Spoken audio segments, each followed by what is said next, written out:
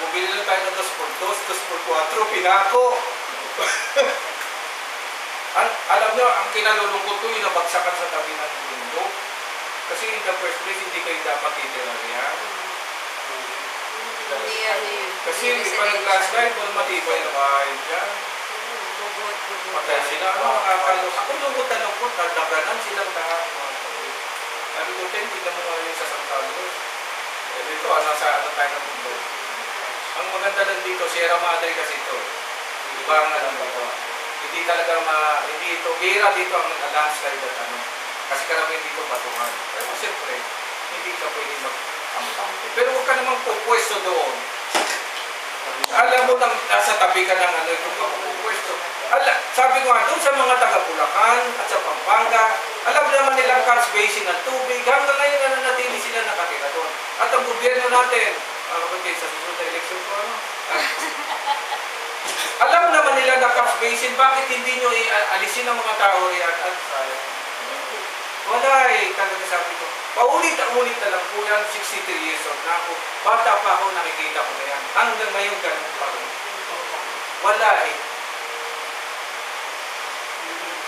Ang nangyari pa, sa Catholic, sa Kaparian, kahit sa mga puro, nagsawa na po tayo sa mga pangako ng tao na ganitong gagawin. Wala naman kasing nangyari. Bakit? Talagang sa Diyos lang ang pwedeng mangyari. Kung ano sabihin nyo na talagang mangyari. Pero tayo ay matuto pa rin ng respeto. Sabi rito, patuloy natin ito. Ito natin muna tapusin pansamantala. Sabi rito mga kapatid, ito ulitin ko ha.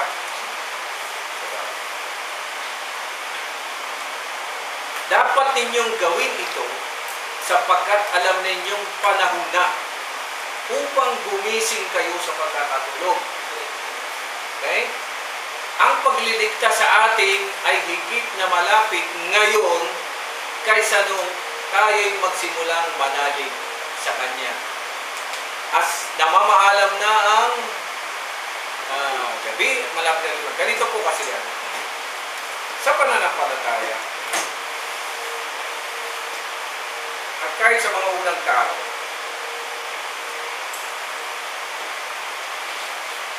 yung future, kasi iba pong filosofiya natin, ano po?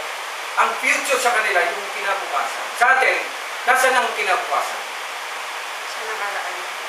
Nasaan ang kinabukasan natin? Nasa harap, nasa likod? Nakaraan. Sa likod. Sa likod.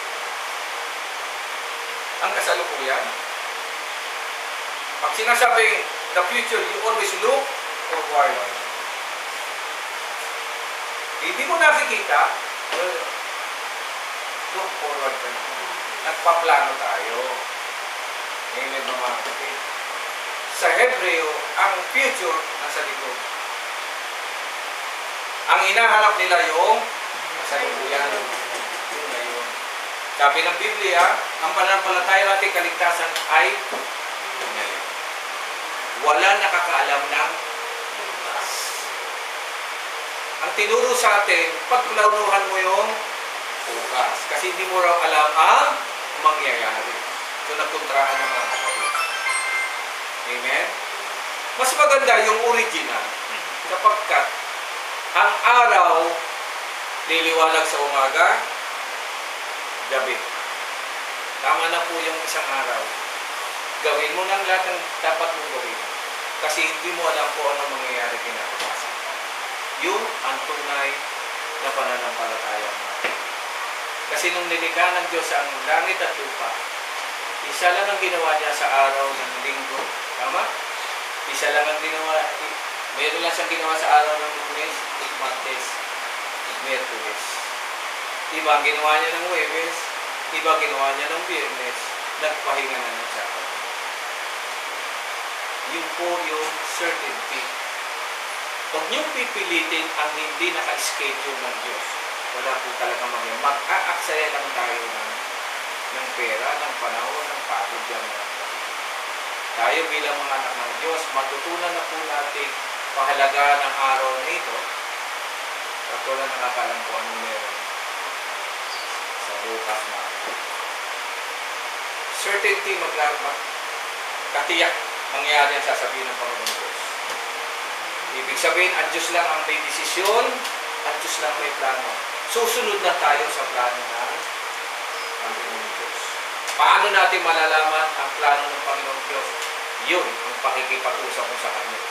Panalangin, amen? Ikaw na mismo makikipag-usap sa Kanya. Lord, ano plano mo sa atin?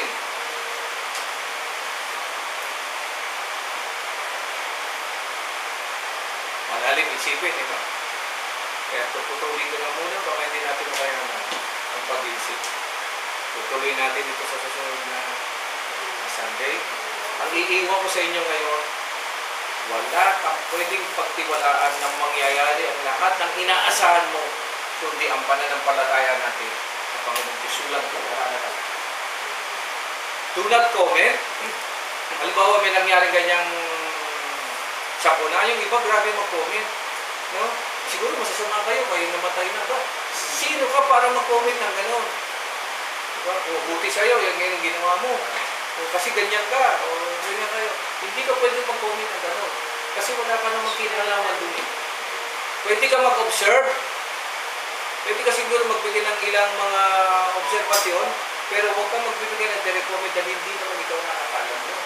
Pero yung iba, grabe, sa social media pa kung ano, hindi po ugali ng isang mabuting Kristyano. Ang sabi ng ni Pablo, pag nangyari na mga ganyan, magnalangin ka lang. Bakit ka nananalangin? Nananampalataya. Nananampalataya ka na, ano ba nang nangyari, kalooban pa rin mo. Oh, medyo questionable yun, ha? Walang kalooban ng Diyos na masama. Hindi kalooban ng Diyos ang may mamatay. Hindi kalooban ng Diyos ang may mahirapan. Hindi po sa Diyos yun. Amen? Hindi po yan. Ang sa Diyos ay ano raw? Buhay, ang pananampalataya, buhay, kaginawaan, yun po ang talagang ipinangako ng Panginoon. Nakakabit na po ba natin? Yung iba, pero yung pangkalahatan, hindi pa. Kaya, sabi ng Panginoon, muli akong babalik. Palagay nyo, totoo o hindi.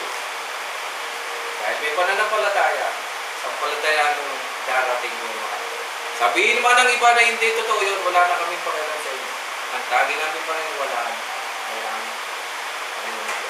Now, meron pong isang topic na mahirap pag-aralan. Ang sabi doon, pagdating ng panahon yun, sabi dito, ang sabi, malapit ang dumating, namamanaag na. Pakahirap papaliwanag yung salitang kukunin ng isa. Po, napakarami po nagkamali pala dyan. Hindi po ginagamit sa rapture ito. Kasi dati na po yun. Ginamit lang siya ng rapture, pero yung salitang yun dati na po pala. Kukunin ng isa, isa. Nung namatay po yung anak ko, nangyari po yun. Dalawa sila, kinuha yung isa, nag-iwan yung isa. Ano sito? Yung gagawin, hindi natin naintindihan yun. Kasi, pinag-aaralan namin ng buhay. Nung kinuha yung anak namin, naiwan yung isa. At diba yung ano, may palabas na yun, na-rapture? Yung naiwan, yung kinuha na-rapture daw. Yung naiwan, kawawa. Kawawa naman yun. Sabi na mga Hudyo, baliktad daw po. Ang maiiwan, siyang magkakamit ng buhay na walang hanggan, ang nawala, sino nga ba nawawala kung totoo siya? At yung namatay, siya ka na lang nakikita, napida ka na lang, wala ka na. Kaya pala nung araw, ang buhay ng tao, 900 years. 900 years, ang tagal ano? Ang tagal po nun. Sa ngayon, 40 na lang. High blood na. Diabetic na. Sino unang nawawala? Well, ang sabi rin ng Biblia, ang mahabang buhay ay blessing galing sa. Well, pag-aaralan pa rin natin yan, pero ulitin ko ang sabi dito, yung pagliligtas sa ating mas nalalapit na kaysa noong madaling salita pala mga, habang lumilipas ang panahon, kung nasa Panginoon Diyos ka, magpasalamat ka. Kasi habang lumilipas ang Panginoon, umi-increase ang edad mo, nasa Panginoon ka, hindi nagbabago. At kapag ang buhay mo hindi nagbabago, yun yung faith, walang pagbabago. Certainty, tiyak. May katiyakan kapag hindi nagbabago. May At sabihin ng asawa mo, I love you very much 3 times a day, 3 times a week, 3 times a year. Wala nakakaalam kung susunod na ano ay kayo pa rin. Ang malaga sa araw na yon, ipakita mo ng pagmamahal mo. Amen. Kinabukasan, pag nakita mo pa rin siya, nariya ka pa pala, pakita mo pa rin mo. Kasi walang nakakaalam kung kailan kayo magkakahiwalay. Amen. Pero kung sumapit man ang pagdating ng at kayo pa rin po, totoo ang sinasabi namin. So yun po muna ang ating pag-usapan. Pinag-usapan, tayo manalangin, dakilang Diyos, maraming salamat.